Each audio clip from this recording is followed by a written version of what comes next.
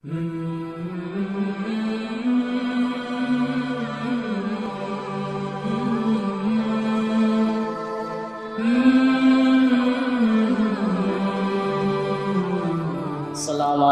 warahmatullahi ta'ala wabarakatuh. A'udzu billahi minasyaitonir rajim. Bismillahirrahmanirrahim. Inna Allaha wa malaikatahu yusholluna 'alan nabi ya ayyuhalladzina amanu shollu 'alaihi wa sallimu taslima. Allahumma shalli 'ala sayyidina Muhammadin wa 'ala ali sayyidina Muhammadin barik wa sallim 'alaihi. Rasulullah sallallahu alaihi wasallam அவர்களின் சுன்னத்தை பற்றி பார்த்தோம் என்று சொன்னால், Michael hatch என்ற ஒரு நபர் நபிகளாரை கேவலப்படுத்த வேண்டும், அசிங்கப்படுத்த வேண்டும் என்பதற்காக ஒரு வரலாற்றை எழுதுகிறார்கள். அந்த வரலாற்றில் நபிகளாரை தான் முதலிலாக எழுதுகிறார்கள். அதாவது சொல்ல போனால் அவர்களை ஒரு புத்தகத்தை எழுதுகிறார்கள். அந்த புத்தகத்தில் 100 பெயர்களை கொண்டு அந்த புத்தகத்தை எழுதுகிறார். அதுவும் முதலிலாக நபிகளாரை பற்றி தான் எழுதுகிறார்கள். எந்த நபிமார்களை கேவலப்படுத்த வேண்டும், அசிங்கப்படுத்த வேண்டும் என்பதற்காக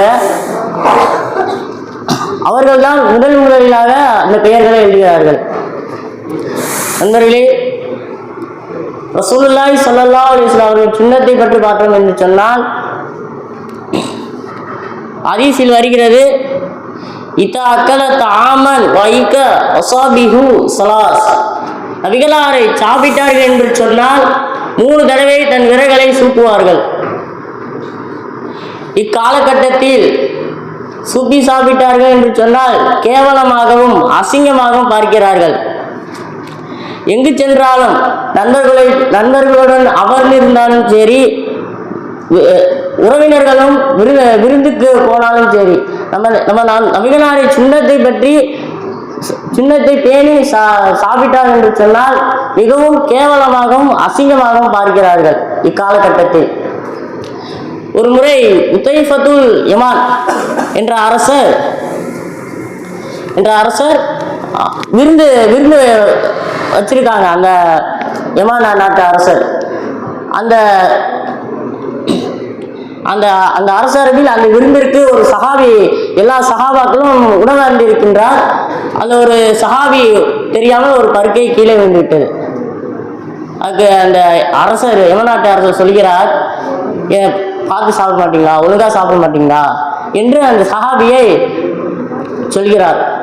அதற்கு அந்த சஹாபி சொல்கிறார்கள், ஹதீஸில் வருகிறது, துருக்கு சுன்னத ஹபீபி லிஹாதிஹில் உமகா. இந்த மடையர்களுக்காக என்னுடைய நேசனுடைய சுன்னத்தை விடுவேனா என்று இந்த சஹாபி சொல்லி காட்டுகிறார்கள். நண்பர்களே, இன்னொரு சம்பவம் இருக்கிறது. இக்காலகட்டத்தில் வாலிபர்களை முடியை பார்த்தால் மிகவும் கேவலமாகவும் அசிங்கமாகவும், ஏன் சொல்லவும் முடியாது, அதை காதால் கேட்கவும் முடியாது, அவ்வளவு அசிங்கமாக இருக்கின்றது இக்காலகட்டத்தில். ஏன் இதற்கு பட்டியலை போட்டு மாதத்திற்கு இப்படி வெட்டணும், இந்த மாதத்திற்கு இப்படி வெட்டணும் அப்படின்னு பட்டியல் போட்டு வைத்திருக்காங்க. அட்டவணை, அதாவது அட்டவணை போட்டு வச்சிருக்காங்க. என்னன்ற வாஸ் கட்டின்றாங்க, வீ கட்டின்றாங்க, ஏன் சொல்ல போனா புல்லட் கட்டின்றாங்க. ஏங்க இந்த காலத்தை சொல்ல போனா முடியை கொளுத்தி விட்டு கேட்டா ஃபயர் கட்டிடுறாங்க. ஆனால் நபிகளாரை எப்படி முடி வளர்த்தார்கள்? ஒரே சமமாக வளர்த்தார்கள். இதுவும் 3 முறையாக வளர்த்தார்கள். ஜம்மத்த, லம்மத்த, வஃபுரத்.